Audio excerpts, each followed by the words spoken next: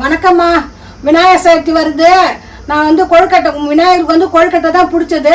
நான் எப்படி பண்றேன்றத உங்களோட பகிர்ந்துக்கிறேன். எப்படி பண்ணுவீங்க? இப்போ வந்து ஒரு டம்ளர் அரிசி வச்சு ஊற வச்சிடுறேன். என்ன அரிசி? பச்சரிசி. ரேஷன் பச்சரிசி தான். நாங்க வந்து பச்சரிசி தான். ஆமா, கடையில வாங்குறதெல்லாம் கிடையாது. ஒரு டம்ளர், பெரிய டம்ளர்ல ஒரு டம்ளர் அரிசி எடுத்துக்கிறேன். எவ்வளவு வரும் இது அளவு? இது வரும் 10 கொழுக்கட்டைக்கு மேல. அது இல்ல, கிராம்ல எவ்வளவு வரும்? ஒரு 1/4 கிலோ வரும். இந்த கிளாஸ் பாத்தீங்கன்னா வந்து ஒரு 1/4 கிலோ வரும். 1/4 கிலோ கரெக்டா வரும். ஆமா. இத ஊற வச்சா ரேஷன் பச்சரிசிலேயே வந்து கொழுக்கட்டை அவ்வளவு சூப்பரா வரும். இப்போ நாங்க வந்து கூழ் ஊத்துற அன்னைக்கும் வந்து ரேஷன் பச்சரிசில தான் கொழுக்கட்டை செஞ்சிருந்தோம். சூப்பரா இருந்தது. இது 4 மணி நேரம் கழுவி வச்சுட்டு ஊற விடணும். அப்புறம் மாவு அரைக்கலாம். நாங்க வந்து மிக்ஸிலேயே தான் அரைச்சிப்போம். மிக்ஸிலேயே தான் அரைச்சிப்பேன். ஜலிக்கலாம் மாட்டேன். நல்லா மிக்ஸிலே 2 தடவை நல்லா மழையே நம்ம கையை வச்சு பார்த்தாலே தெரியும் மாவு எப்படி இருக்குன்ட்டு. அதே மாதிரி எடுத்து கொட்டி வறுத்து அப்புறம் கொழுக்கட்டை பிடிக்கலாம். எப்படி ஃபுல்லா பண்ணலான்றத அம்மா வந்து செஞ்சு காமிப்பாங்க. எப்படி ஃபுல்லா பண்ணலான்றத நான் உங்களுக்கு காட்டுறேன் உங்களுக்கு. எத்தனை மணி நேரமா ஊற வைப்பீங்க? ஒரு 4 மணி நேரம் ஊறினா போதும். கழுவிட்டு தண்ணி பிடிச்சி வச்சுட்டேன். ஓகே, இப்போ என்னமா பண்ண போறேன்? கொழுக்கட்டைக்கு அரிசி ஊற வச்சு 4 மணி நேரம் ஆயிடுச்சு. அது தண்ணி வடிகட்டி வைக்க போறேன் அரைக்கிறதுக்கு. சரிம்மா. அதுக்கு என்ன துணி யூஸ் பண்ணிக்கிறேன்? அதுக்கு வந்து ஒரு ஒயிட் கலர் துணி எடுத்து வச்சு அதை பண்றேன். ஒயிட் கலர் இல்ல, வெள்ளை துணி, காட்டன் துணி. கலர் எது இருந்தாலும் பரவாயில்ல, காட்டன் கிளாத் யூஸ் பண்ணிக்கலாம். ஆனா ஃபர்ஸ்ட் இந்த மாதிரி வந்து தண்ணி வடிகட்டிக்கலாம். ஒரு தட்டு போட்டு உல்டா கப்பல்ட்டியே போட்டா மொத்த தண்ணியும் வந்துடும். நான் என்ன பண்ணுவேன்னா எங்க அம்மா பண்ற மாதிரி பண்ண மாட்டேன். அப்படியே விரிச்சு போட்டு ஃபேன் கடியில வச்சிருவேன். எங்க அம்மா அப்படியே கட்டி வச்சிருவாங்க. அப்படின்னா ஈரப்பதம் வந்து சீக்கிரமா போகாது எங்க அம்மா பண்றது. வந்து ஈரப்பதம் சட்டுன்னு போகாது. அவங்களுக்கு அப்படியே டக்குன்னு காஞ்சி போயிடும். அப்படியே வந்து அரைக்கவே முடியாது, அதனால போயிடும். இது வந்து பரபரன்னு போகவே போகாது, அப்படி ஈரம் இருக்கும். அதனால எங்க அம்மாவோட மெத்தட் வந்து ரொம்ப சூப்பரா இருக்கும். மாவு நல்ல மைய வரும், மாவும் ஈரமா இருக்கும். அது மாதிரி வடிகட்டிட்டு இந்த பாத்திரத்தை வச்சு இதை வச்சு இதுல கூட்டிடணும்.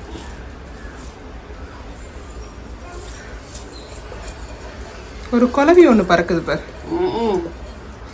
அது எங்கிருந்து ஓடியாந்து பறகுது. என் பை கூட்டி வருவா, அவ விட்டுட்டு இது வருது. குலவியை பார்த்தாலும் ஓடி போய் பிடிப்பா. ஆமாம், அவ்வளோதான். இருக்கிற தண்ணி எல்லாம் சுத்தமாக இதில் பிடிச்சிக்கும், தூக்கும். அவ்வளோதான். இது முறுக்கி அப்படியே வச்சிடணும். தண்ணி மொத்தம் இருத்துக்கும். ஒரு 10 நிமிஷம் இந்த அரைச்சிடலாம். ஓகேம்மா, வச்சிரு. தட்டில் அது முறுக்கிட்டு இப்படி வச்சிடணும். அவ்வளோதான். லட்டு மாதிரி, திருப்பதி லட்டு மாதிரி கட்டியாச்சு. 2 தேங்காய் எடுத்துக்கிறேன். 2 தேங்காய் யூஸ் பண்ண மாட்டேன். ஒரு தேங்காயும் அரை முடியும் எடுத்துப்பேன். ஓகே, அதாவது ஒரு முடி அப்படியே விட்டுருவேன். ஒரு முடி அப்படியே விட்டுருவேன். சரி, கல்லு மாதிரி அதிர்ச்சிமா எனக்கு. இது போய் மண்டையில எப்படி உடைக்கிறாங்க தெரியம்மா, தண்ணியில போயிட்டுமா. அது பரவாயில்ல. ஆனா இத போய் கோவில்ல வேண்டுதல்ட்டு மண்டை அவ்வளவுதான் மண்டையில உடைக்கிறாங்களேப்பா. எனக்கு ஒண்ணுமே ஆச்சரியமா தான் இருக்கு. கையே அதிர்து. அதுதான், அதுவும் எத்தனை டைம் நீ வந்து அடிக்கிற, அப்படியுமே உடையல. அப்பா, இத வச்சு கொஞ்சம் கிராக் விட்டுருக்குன்னு நினைக்கிறேன். ஆமா, விட்டுச்சு. தண்ணியே இல்லப்பா. தண்ணியே இல்லை. இது 3 எடுத்துக்கிறேன். அப்ப இன்னொன்னு வந்து சட்னிக்கு வச்சிடுறேன். இந்த அருவாமனை மாதிரி வச்சுக்கிறேன். அது திருநா பூ மாதிரி கொட்டும். அதை எடுத்துக்கினா தான் நல்லா இருக்கும் வைக்கிறதுக்கு, பூர்ணம் வைக்கிறதுக்கு. இன்னொன்று இருக்கு, அது திருவுறுத்து, அது நீட்டா இருக்கும். அது ரொம்ப கடிக்கிற மாதிரி இருக்கும். அது தேவையில்லைன்னு இதில் வச்சுக்கிறேன். ஓகேம்மா, இதுதான் அந்த திருவருதா? இதுதான் அருவாமனை மாதிரி திருவுரு. அப்படியே சுத்தணும். இதுதான் எனக்கு ரொம்ப பிடிச்சது. இதை வச்சு இதை சுத்தணும். பாருங்க எவ்வளவு அழகா பூ மாதிரி கொட்டுது. குட்டி குட்டி குட்டி குட்டியா கொட்டும். இதுலதான் எனக்கு சீக்கிரமா வேலை ஆகுற மாதிரி இருக்கும். அந்த இதுல அப்பா ரொம்ப கஷ்டமா இருக்கும் எனக்கு. ஒரு சிலவங்க அருவாமனையிலேயே பண்ணிடுறாங்கப்பா. ஆமா, நிமிஷனால பண்ணிடுவாங்க. எப்படிதான் பண்றாங்க எனக்கு கூட வராது. அதுல எனக்கும் வரல. இதுதான் எனக்கு சின்ன இதுல இருந்தே நான் இந்த மாதிரி வச்சிருக்கிறது. சூப்பரா இருக்கு. அது ஒண்ணு இருந்தது, துரு அடிச்சிருச்சு. என்னது? அது இந்த மாதிரி அருவாமனை வச்சிருந்தேன். ஆமா ஆமா ஆமா, பழசு. அது பழசு. அது துரு அடிச்சிருச்சுன்னா அது போட்டு இதை வேற வாங்கிக்கிறேன். அரிசி அப்படியே கட்டி வச்ச அரிசி இந்த அளவுக்கு இருக்கு ஈரம். ஓகே, இப்போ மிக்ஸியில் போட்டு அரைச்சிக்கிறீங்களா? இது மிக்ஸியில் போட்டு 5 ஏலக்காய் போட்டிருக்கேன். போட்டா இதை வச்சு மூடிட்டு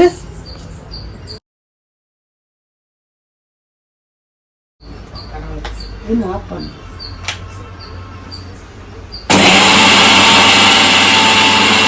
இதை மாதிரி தள்ளி விட்டுக்கணும்.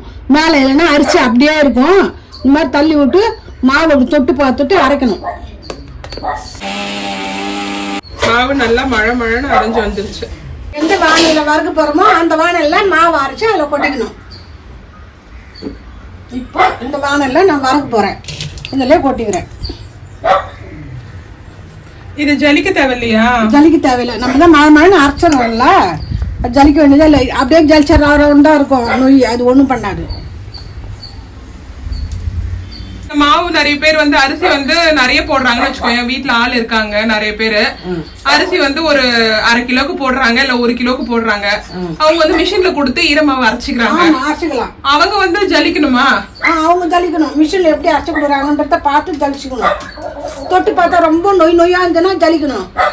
என்னன்னா கொழுக்கட்டை வந்து வெடிக்கும், அதுக்காக தான் ஜலிக்கிறது. அம்மா வந்து தேங்காய் துருவி எடுத்துக்கிட்டாங்க.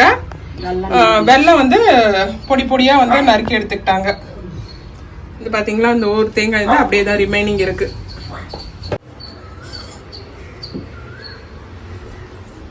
மிக்ஸில அரைக்கும் போது மிக்ஸி கொஞ்சம் லைட்டா வந்து சூடாகும்.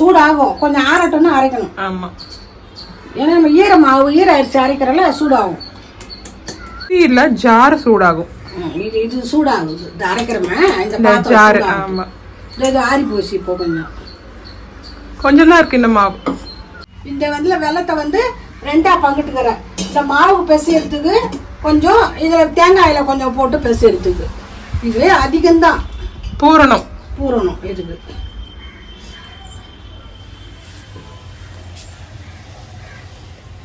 இதுக்கு பூரம் இது அதிகம்.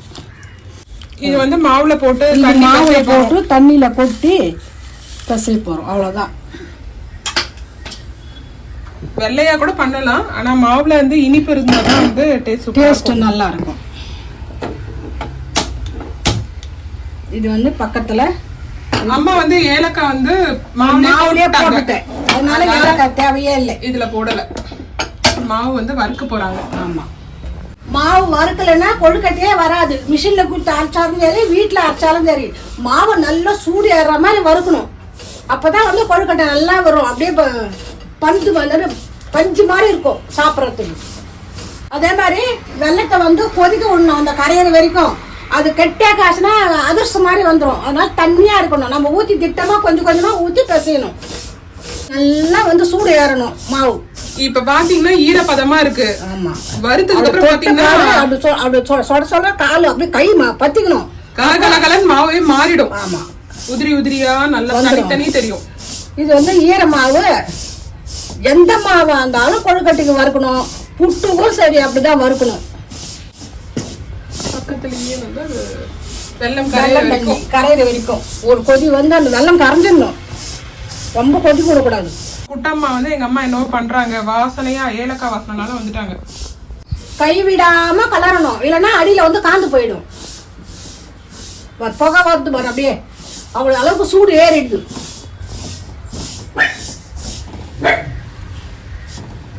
இன்னும் கொஞ்சம் நல்லா புகை வருது. ஆமா, சூடு ஏறிடுச்சுன்னா புகை வரும். ஆனா கை விடாம கலந்துக்கிட்டே இருக்கணும், இல்லைன்னா அடியில அப்படி தீஞ்சு போயிடும். கலரே பிரவுன் கலர்ல ஆயிடும்.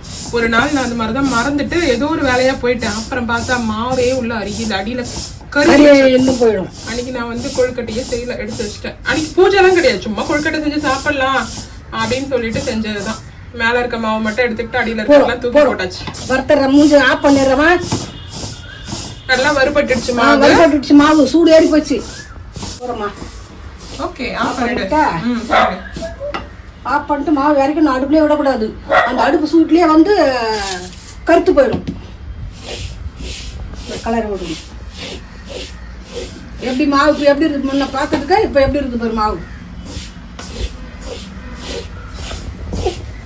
இதுலயுமே வந்து சூடு ஆறுற வரைக்கும் வந்து கிளறி விட்டுக்கிட்டே இருப்பாங்க. வேணும்னா வேற தாம்பழ தட்டுல கூட வேற தட்டுல கூட மாத்திக்கலாம். ஆமா, இது கடாய் பெருசா இருக்கிறதுனால இதுல புடிச்சிருவோம் நான். அம்மா வந்து பிசைஞ்சிருவாங்க. இது வந்து கவுசி கடாயெல்லாம் கிடையாது.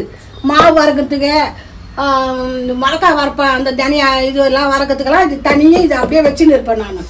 இது வந்து கவுச்சிலாம் போட மாட்டேன். விநாயகர் சதுர்த்திக்குலாம் வந்து இதுலதான் நாங்க வந்து யூஸ் பண்ணுவேன். கவுச்சி இதுல சேர்க்க மாட்டேன் நான்.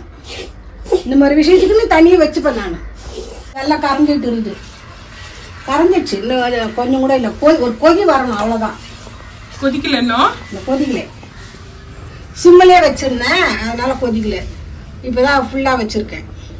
கொதிக்க வச்சுட்டோம்னா அடியில் கல் இருக்கும், நம்ம வந்து கலங்காம ஊற்றி அதில் வந்து நம்ம கலந்துக்கலாம். அடியில் கொஞ்சம் நிறுத்திடணும் கல்லோட. அது நிறுத்திடுவாங்க, இல்லைன்னா வந்து அப்படி பண்ண தெரியாதவங்க வடிகட்டிக்கலாம். அவ்வளோதான். நிறைய பேர் வந்து வடிகட்டிடும்ன்றது தான். அதுதான், ஏன்னா எக்ஸ்பீரியன்ஸ் இருந்தா லாஸ்டா நிறுத்திடுவாங்க. கொதிச்சிருச்சு. இப்போ இந்த தண்ணியை இதில் ஊற்றணும், கலக்காம நிறுத்திடணும். நமக்கு எவ்வளோ தேவையோ அவ்வளோ ஊற்றி கலந்துக்கணும். கையை வச்சு கையை வந்து கலரக்கூடாது, கையை அவ்வளோதான். சூடு, கையை சூடு. ஆமா, கொஞ்சம் கலரி விட்டு ஆறட்டுன்னு அப்புறம் கையை விட்டு போட்டு பிசைஞ்சு நம்ம எப்படி சப்பாத்திக்கு பிசைகிறோமோ அந்த மாதிரி. இது நமக்கு அடையாளம் தெரியாது. இந்த கட்டியா இருக்கிறதெல்லாம் வந்து கையால் பிசைஞ்சாதான் எப்படி மாவு வந்து ஒத்து வருதுன்னு தெரியும்.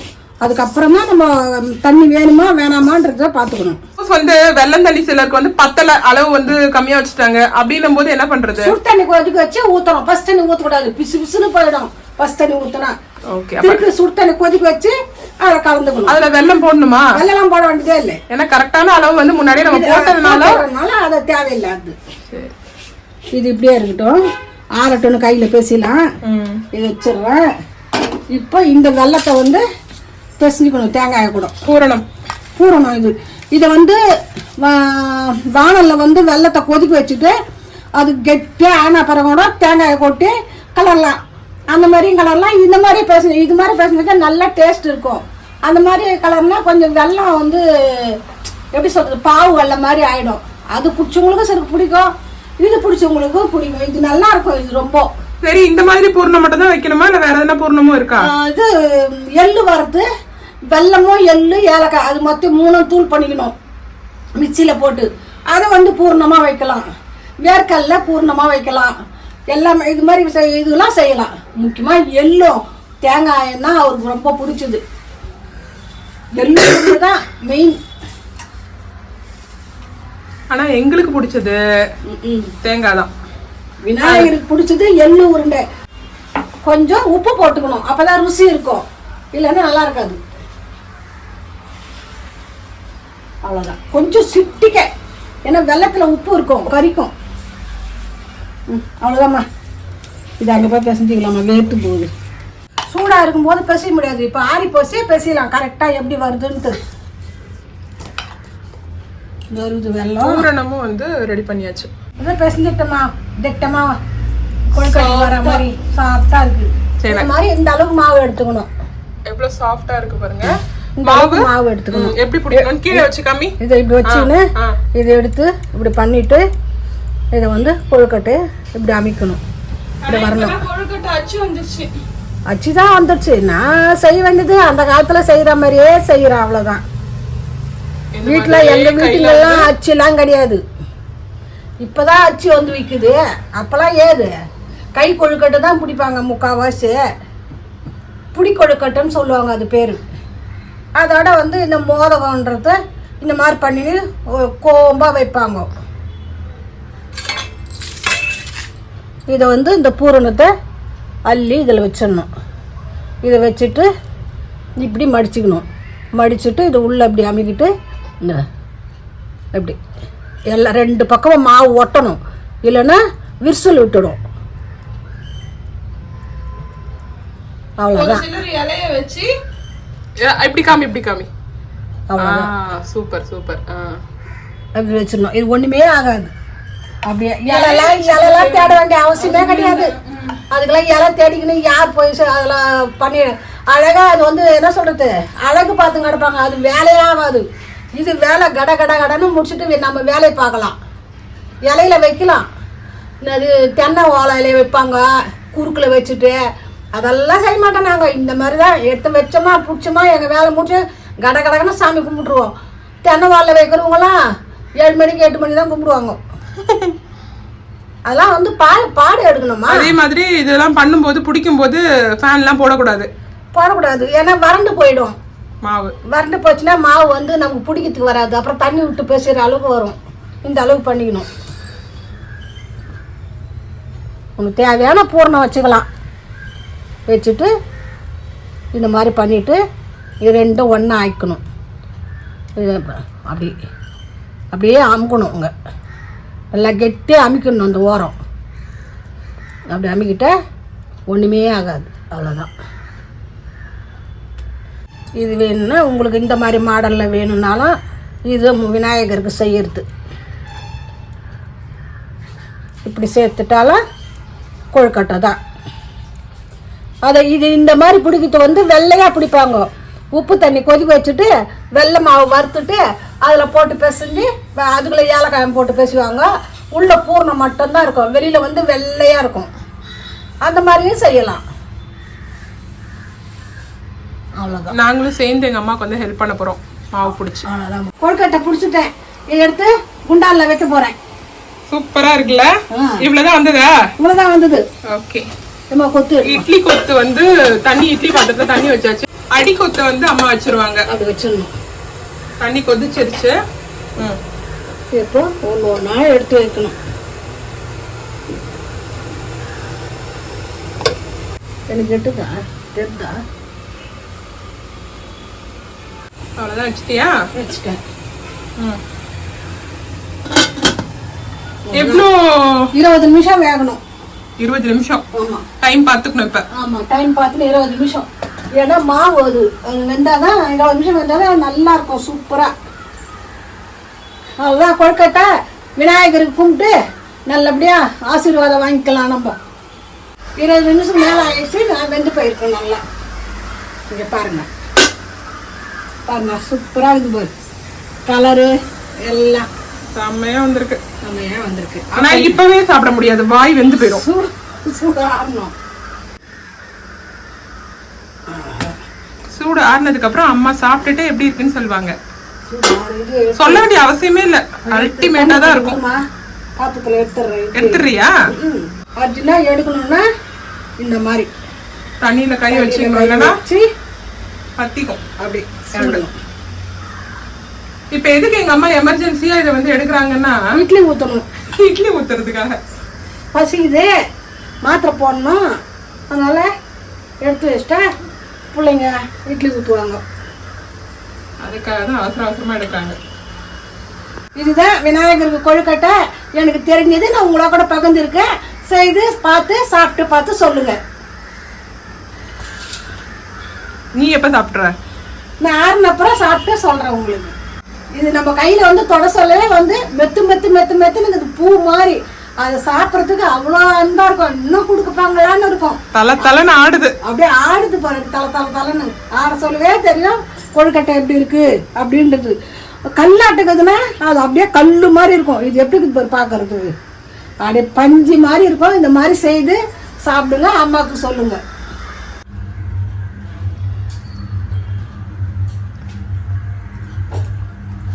எப்படி பாருமா சாப்பிட சொல்லவே பாரு எப்படி செமையா இருக்கு. வணக்கம்மா.